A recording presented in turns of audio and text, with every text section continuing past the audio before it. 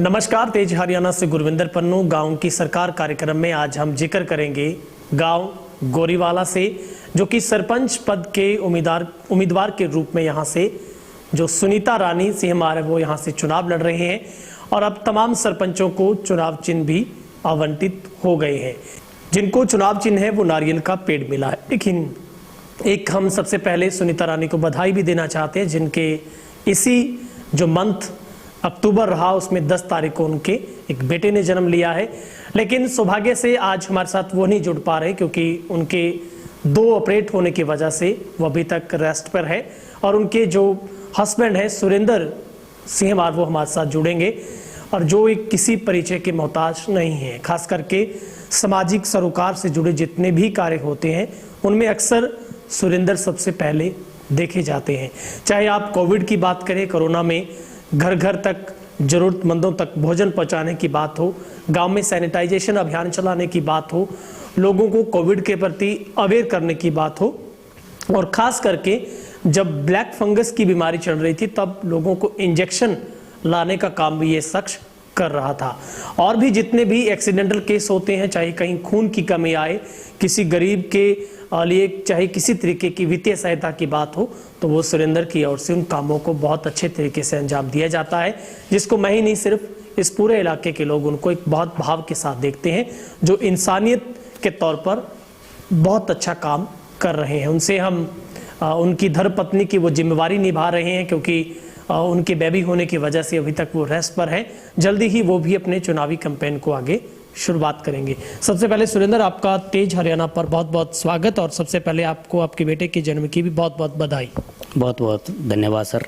और मैं लोकतंत्र के चौथे स्तंभ मीडिया का स्वागत करता हूं कि आपने गांव की जो सरकारें चुननी जानी है उनमें बहुत अहम भूमिका आपका जो चौथा स्तंभ है वो निभा रहा है सर। जी सबसे पहले मैं जानना चाहूँगा आपका जो बेटा है वो कैसे है और आपकी जो धर्मपत्नी है, जो पत्नी, उनकी हालत कैसे ठीक है? क्योंकि बहुत आपको डबल खुशी मुझे लगता है, आपके एक तो खुशी घर पर आ गई है, दूसरी जिसके लिए आप प्रयास कर रहे हैं, कैसे हैं? जी सर, अब ठीक है सर। 2 ऑपरेट उनको हुए थे और बेबी भी ठीक है सर। बातचीत हो जाती है चुनाव कैंपेन की फिक्र कर? जी सर, बिल्कुल सर। चुनाव कैंपेन में सब कुछ चलता है दिन में, क्योंकि उनके भी माइंड में गाँव की सेवा के लिए, गाँव के अच्छे के लिए बहुत कुछ है उनके माइंड में। तो दिन में आप ये मान के चलिए 10-15 कॉल मेरे पास आती है, डिस्कस होता है। जी बिल्कुल सर। ठीक है, अभी सबसे पहला सवाल है कि आपका जो चुनाव कैंपेन है वो कैसा चल रहा है? क्योंकि अब तो आपको चुनाव चिन्ह भी मिल गया है, अब आपको और मेहनत करनी है। कैसा चल रहा है चुनाव प्रचार? सर मेरा चुनाव प्रचार बहुत बढ़िया चल रहा है और बहुत बढ़िया मेरे को रिस्पांस भी मिल रहा है, क्योंकि मैं मतलब एक सेवादार के रूप में जाना चाहता हूँ सर। ठीक है, सामाजिक कार्यों में, सेवा के कार्यों में मैं हमेशा आगे रहता हूँ, तो मेरे को रिस्पॉन्स सर 1 नंबर है, उसमें कोई मेरे को डाउट नहीं है।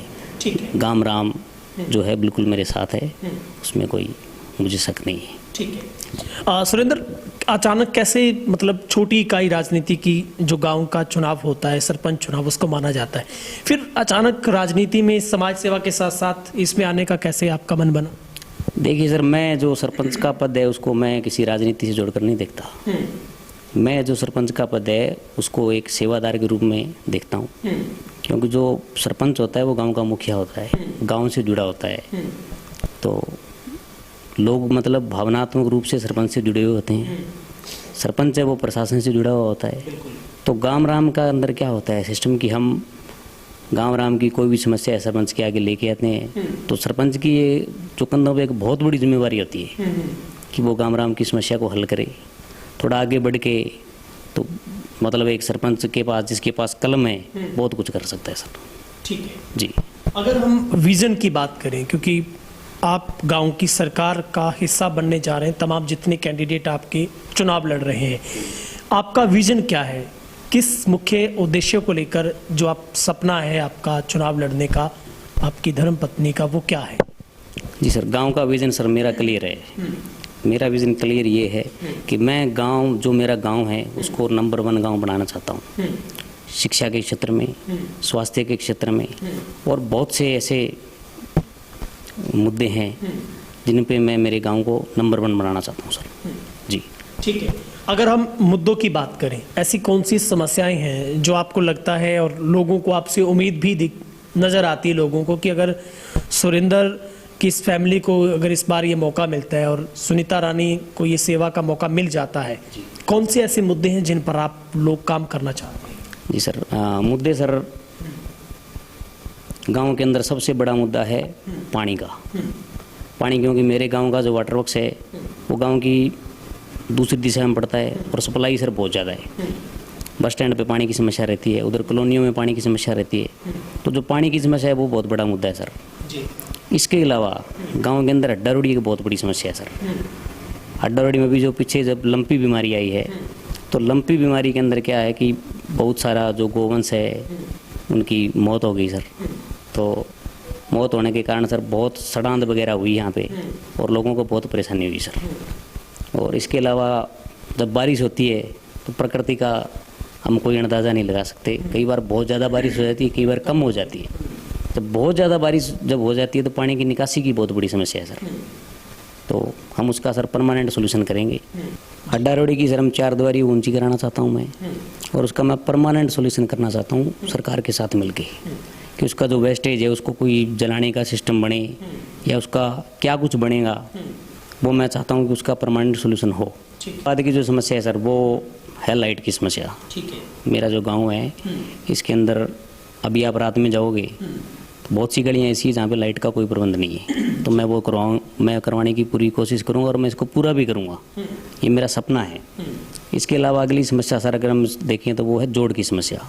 जोड़ में गए बारिश का पानी, जब बहुत ज़्यादा बारिश हो जाती है तो जोड़ के नज़दीक जो घर पड़ते हैं, पानी मतलब वहाँ पे बहुत ज़्यादा भर जाता है, तो लोगों के घरों में भी पानी जाने की समस्या है। उसका मैं परमानेंट सोल्यूशन करने की कोशिश करूँगा संबंधित विभाग से मिलकर। इसके अलावा सर आगे बात आती है बस स्टैंड की। बस स्टैंड के ऊपर क्या है, बैठने की समस्या है। डबाड़ी साइड के अंदर बैठने का कोई सिस्टम नहीं है, एलनाबाद साइड के अंदर भी नहीं है। एक बस क्यू शेल्टर बना हुआ है मेरे बस स्टैंड पे, ठीक है। पीने के पानी की भी वहाँ समस्या है, उसका मैं परमानेंट सोल्यूशन करने की कोशिश करूँगा। बहन बेटियों को मतलब पानी पेशाब की दिक्कत है, उसका भी मैं परमानेंट सोल्यूशन करने की मैं पूरी कोशिश करूँगा सर। इसके अलावा बस स्टैंड का सौंदर्यीकरण करने का मेरा एक दिल के अंदर इच्छा है कि मैं बस स्टैंड को मैं बहुत अच्छा सौंदर्यीकरण करें ताकि लोग देखें भी ये गोरीवाड़ा का बस स्टैंड है। ये सर मेरा सपना है, मैं इसको पूरा करना चाहूँगा।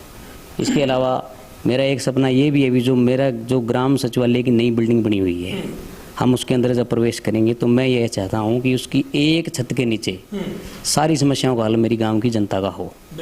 उनको बार बार कहीं भटकना ना पड़े, दर दर वो ना भटकते फिरें। अब भी लोग भटकते फिर रहे हैं, बहुत सी समस्याएं मेरे सामने आती हैं, लेकिन मैं ये चाहूँगा कि मैं ग्राम सचिवालय के अंदर मेरे गाँव के लोगों को एक छत के नीचे हमारी समस्याओं का मैं हल कर पाऊँ। इसके अलावा सर बस स्टैंड पर मेरे बरसाती पानी रुकने की दिक्कत है, उसका मैं परमानेंट सोल्यूशन करूँगा सर। चाहे वो पहले भी हुआ है, वहाँ बोर वगैरह किया गया है, लेकिन पानी अभी भी रुकता है। संबंधित विभाग से उसके अंदर PWD क्या कर सकता है, हम पंचायत जो हमारी पंचायत है वो उसके लिए क्या कर सकती है, तो उसका मैं परमानेंट सर हल करना चाहूँगा।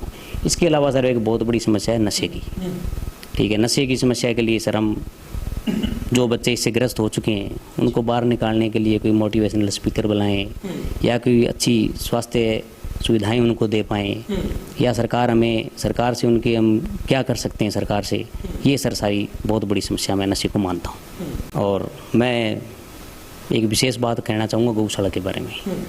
गौशाला में मेरे ये एक इच्छा है दिल की कि मैं गौओं के लिए बहुत कुछ करूँ।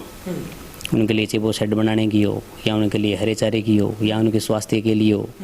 बहुत सी दिक्कतें आती हैं, मैं कई बार गौशाला का भ्रमण भी करके आया हूँ।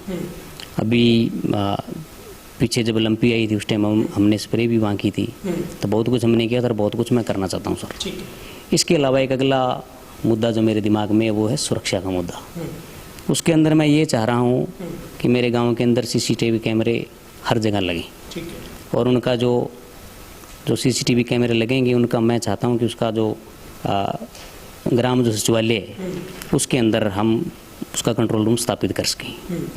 तो ये सब मैं चाह रहा हूँ सर मेरे गांव के लिए करने के लिए। एक सर सबसे जो महत्वपूर्ण मेरा मुद्दा मेरे दिमाग में है वो मुद्दा है सर शिक्षा का।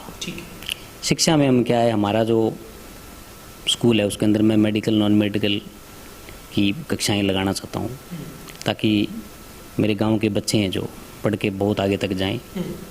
इसके अलावा मेरे गांव के अंदर कॉलेज है वो बन चुका है, उसके अंदर क्लासें स्टार्ट भी हो चुकी है। तो मैं चाहता हूं कि उसके अंदर जितनी भी सुविधाएं बच्चों की ज़रूरत हो मैं वो सारी की सारी पूरी कर पाऊँ। ठीक है। उसके लिए जो भी प्रयास करने पड़े मैं करूँगा। और इसके अलावा जो सबसे महत्वपूर्ण शिक्षा के अंदर मैं जो करना चाहता हूँ वो मेरा एक सपना है कि मैं गांव के अंदर एक लाइब्रेरी स्थापित करूँ। ठीक है। जिस लाइब्रेरी के अंदर बच्चों को मैं फ्री सारी सुविधाएं देना चाहता हूँ ताकि बच्चे आगे बढ़ें, वो पढ़ें, खेलों में आगे बढ़ें, शिक्षा में आगे बढ़ें, राजनीति में आएँ, जिस भी क्षेत्र में जाएं मेरे गांव का नाम रोशन करें।